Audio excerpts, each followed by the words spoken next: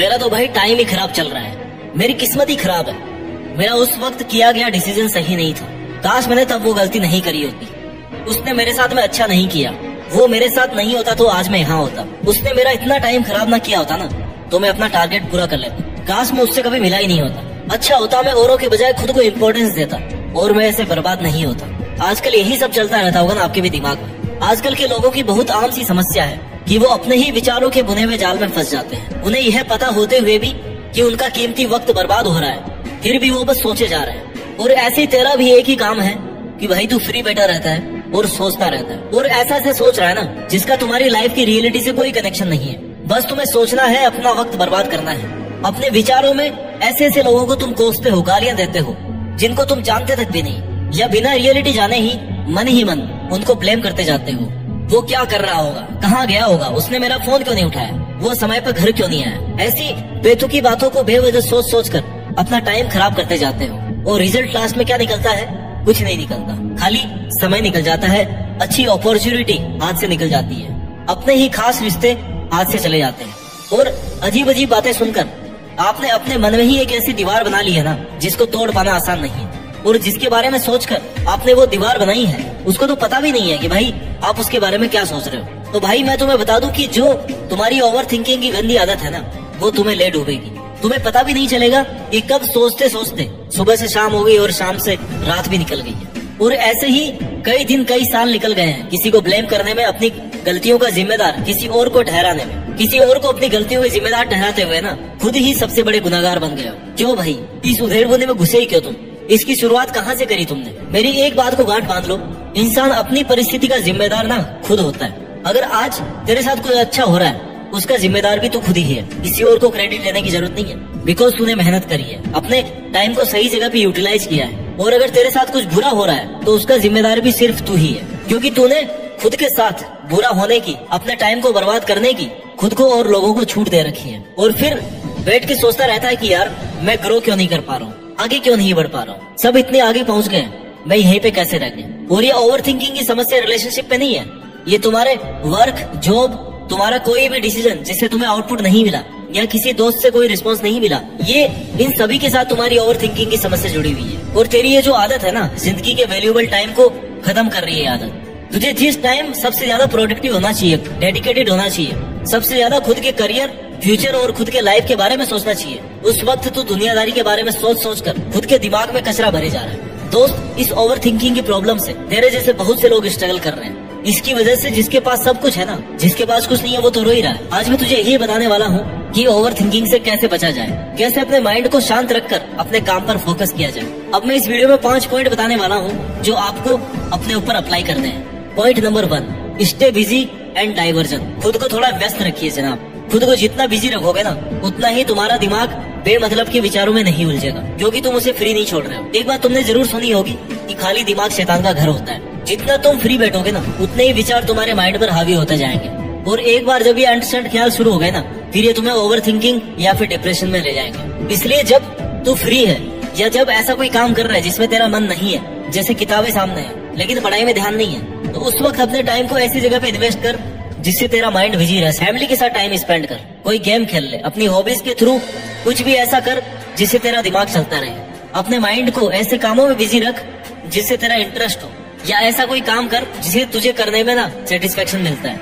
क्योंकि जब तक माइंड के पास ये मैसेज आ रहा है कि तू प्रोडक्टिव नहीं कर रहा है, तो अपना टाइम वेस्ट कर रहा है, तूने पिछले 2 दिन में या पिछले 2 दिन से कुछ काम नहीं किया, तब तक तेरे माइंड पे ओवर थिंकिंग हावी रहेगी। इसलिए तुझे अपने माइंड को ऐसा मैसेज भेजने का टाइम नहीं देना है। देख, थिंकिंग या विचार तो सभी करते हैं, सोचते भी सब हैं। लाइफ, करियर, रिलेशनशिप की चिंता सबको होती है, लेकिन यही चिंता जब आपकी मेंटल हेल्थ को डाउन करने लगे ना, यानी जब तू थिंकिंग से ओवर थिंकिंग की तरफ बढ़ने लगे, उसी वक्त अपना ध्यान दूसरी तरफ डाइवर्ट करने की कोशिश कर। खुद को इतना बिजी रख कि बुरे ख्याल तेरे पास में नहीं आए। Point number 2, control.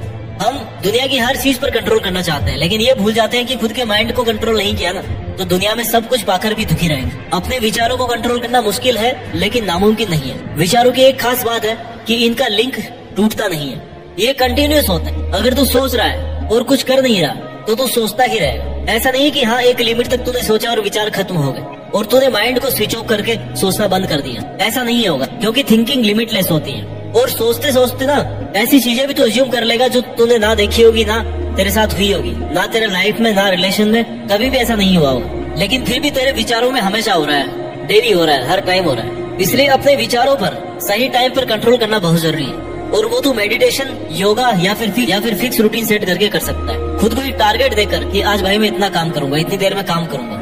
तू खुद के लिए स्ट्रिक्ट रहेगा ना, तेरा एक फिक्स टाइम टेबल होगा कि मैं कब क्या काम कर रहा हूँ, तब तेरे पास आलतू फालतू की चीजें सोचने का टाइम नहीं होगा। तुझको प्रॉमिस कर कि आज इतना करना है, मतलब करना है। फिर ये नहीं होना चाहिए कि आज नहीं कल कर लूंगा।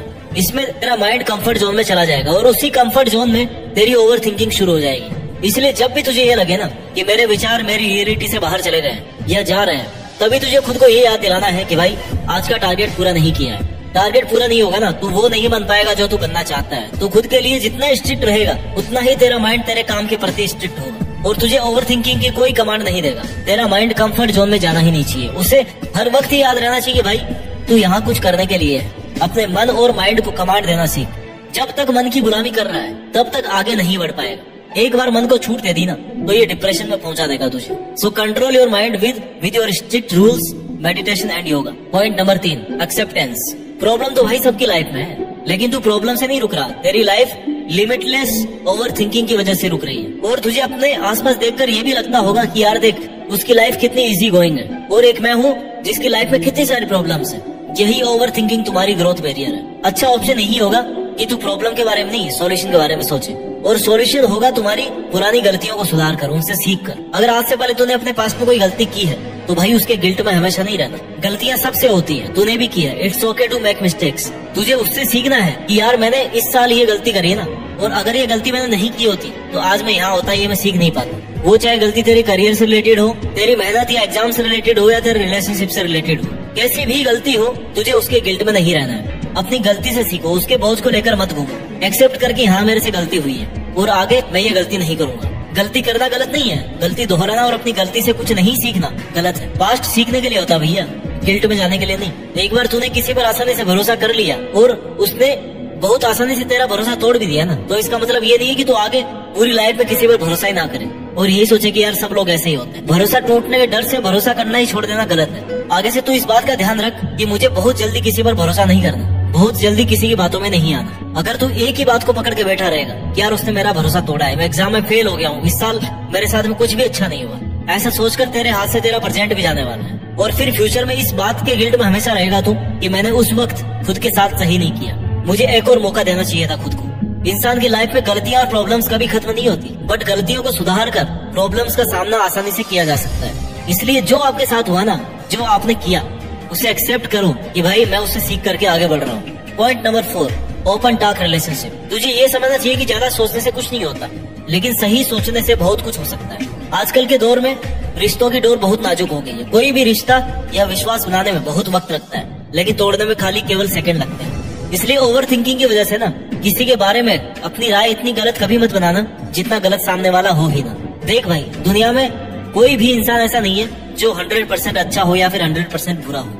ऐसा कोई नहीं है जो सिर्फ अच्छा हो या सिर्फ बुरा हो। अगर कोई बहुत अच्छा है ना तो उसके साथ भी कोई ना कोई बुराई जरूर होगी, और अगर कोई सबसे ज्यादा बुरा लग रहा है आपको तो उसके साथ भी कोई ना कोई अच्छाई जरूर होगी। अगर तेरे मन में किसी के लिए ऐसी थिंकिंग आ रही है कि वो तेरे साथ सही नहीं रह रहा, तुझे चीट कर रहा है, तेरे लिए लॉयल नहीं है, उसके मन में तेरे लिए अच्छा है या बुरा, ऐसा कोई भी विचार या कॉन्फ्लिक्ट जो तुम्हारे रिलेशन को डाउन कर सकता है, उसे अपने मन में रखने से अच्छा है कि तूने जो भी सोचा उसको सामने वाले को बोल दे कि देख भाई मैं ये सोच रहा हूँ तुम्हारे बारे में, मुझे नहीं पता क्यों लेकिन ऐसे आ रहा है थॉट। इससे तुम्हारी ओवर थिंकिंग भी खत्म हो जाएगी उस टॉपिक को लेकर, और सही गलत का भी पता पड़ जाएगा। सामने वाले को कहने से वो क्लियर कर देगा कि भाई तू गलत सोच रहा है या सही सोच रहा है। तू गलत सोच रहा है तो तुम्हारा रिश्ता टूटने से बच जाएगा, और अगर तू सही सोच रहा है ना, उसके बारे में तेरी राय सही है, तो तू झूठे रिश्ते में जाने से बच जाएगा।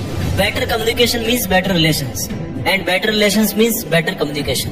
मन में किसी के प्रति नेगेटिव जजमेंट और विचार बहुत दिनों तक अगर पड़े रहे ना तो सड़ने लगता है फिर, और फिर कभी उस रिश्ते को अगर तू सुधारना भी चाहेगा तो तू चाह कर भी उस विचारों की गलत फहमी की दीवार को नहीं तोड़ पाएगा, कभी उस रिश्ते को तोड़ ही नहीं पाएगा, क्योंकि तेरे मन ने इस बात को फिक्स कर दिया है कि वो गलत ही है तो वो हमेशा गलत ही रहेगा। इसलिए किसी भी रिश्ते में अपना जजमेंट देने से पहले एक बार सामने वाले से face to face open talk कर लेना ही समझदारी है। Point number 5, start writing. Write to yourself, write for yourself. लिखना एक बहुत अच्छी हैबिट मानी जाती है अपने माइंड को बेटर फील करवाने के लिए या बढ़ती हुई ओवर थिंकिंग और इमोशनल कंट्रोल करने के लिए। लिखना बहुत अच्छी बात है, क्योंकि जरूरी नहीं है कि जब तेरे दिमाग में बहुत कुछ चल रहा हो तब तेरे पास वो बात सुनने के लिए कोई हो ही ना, और अगर हो भी ना तो अपने मन की हर बात को बताना भी अच्छा नहीं है, क्योंकि हो सकता है लोग किस पॉइंट पर उसका फायदा उठा ले। तो उस वक्त वो बात शेयर करने के लिए सबसे अच्छा तरीका है कि तू लिखना शुरू कर। जो भी तेरे दिमाग में चल रहा है, किसी के प्रति बुरे विचार, अपनी मिस्टेक्स, अपने गलत डिसीजंस, लोगों की ऐसी आदतें जिससे तू डिस्टर्ब होता है, तेरे खुद की ऐसी आदतें जो तुझे डिस्टर्ब करती है, ऐसी कोई भी बात या कोई पर्सन या कोई जगह है जिसकी वजह से तेरी मेंटल पीस डिस्टर्ब हो रही है, वो सब लिख डाल। और उसके बाद जो तुझे चाहिए ना, जो तू करना चाहता है, जो तेरे एक्चुअल में गोल्स है, टारगेट्स है, उनको भी लिख। ऐसा करके धीरे धीरे अपने इमोशंस को तू हैंडल कर पाएगा। लिखने से तू सेल्फ एनालिसिस कर पाएगा कि तू कहाँ गलत है, कहाँ टारगेट से चूक रहा है, और इससे तेरा माइंड को कंट्रोल करने में ना तेरी काफी हेल्प मिलने वाली है। तो सही टाइम पर सही डिसीजन लेगा। आई होप आपके वीडियो कुछ काम आया होगा। अपना ख्याल रखिए और मेहनत करते रहिए, और मेहनत दम पर देश में अपना नहीं बल्कि दुनिया में देश का नाम कीजिए।